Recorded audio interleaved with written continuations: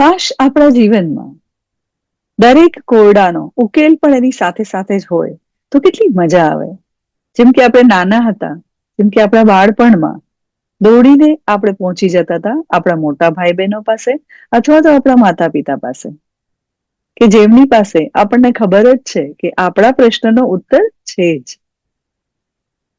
અને જ્યારે આપણને ખબર હોય કે આપણી તકલીફનો ઉકેલ પણ અહીં જ છે, આપણી પાસે જ છે, તો જીવન જીવવાની મજા જ કંઈક ઓર હોય. જીવન પણ એક થ્રિલર મૂવી જોતા હોઈએ એવું જ લાગે.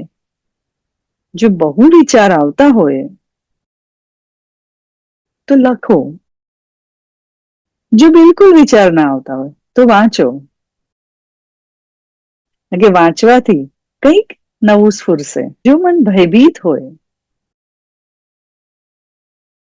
તો જોખમ લો, કારણ કે કહેવાય છે ને કે ડર કે આગે જીત હૈ. એક કરવા જેવો એક્સપેરિમેન્ટ છે.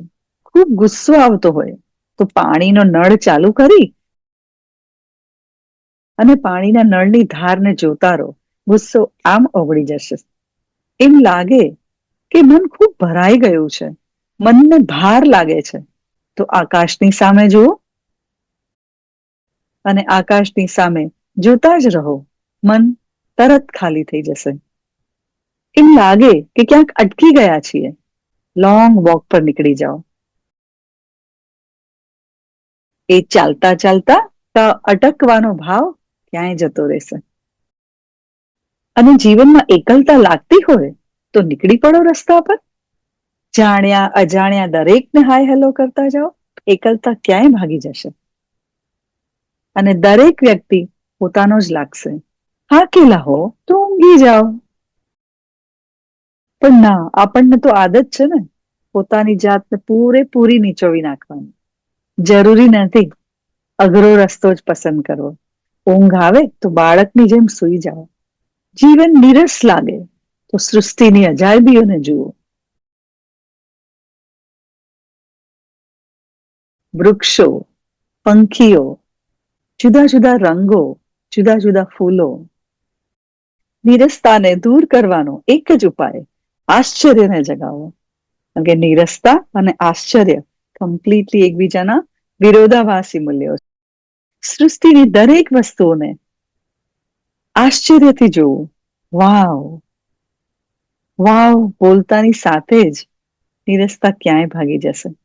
ચિંતા, ભય,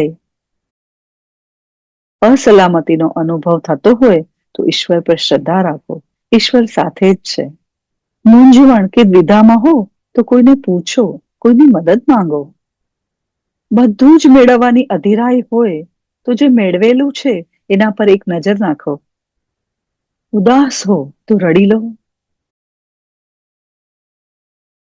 કંઈક ગુમાવી દીધું હોય તો જે બચ્યું છે એના પર ધ્યાન લઈ જાઓ.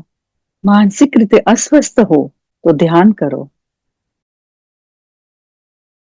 અને કંઈ જ કરવાની ઈચ્છા ન થાય તો ખાલી શ્વાસ લેતા રહો. જીવનની રેલગાડી તો એની પટરી પર પૂરપાટ ભાગી રહી છે. ખૂબ નાનકડું જીવન છે, ક્યાંય વીતી જશે. ચલો થોડી મસ્તી કરી લઈએ. એ તો છેલ્લા શ્વાસે લાગશે અરે ભાઈ મસ્તી તો કરી જ નહીં લાઈફમાં. મસ્તીથી ભરપૂર જીવનને બનાવીએ. ભલે ને સંઘર્ષો આવે ને જાય, મસ્ત રહીએ અને મસ્તીથી રહીએ.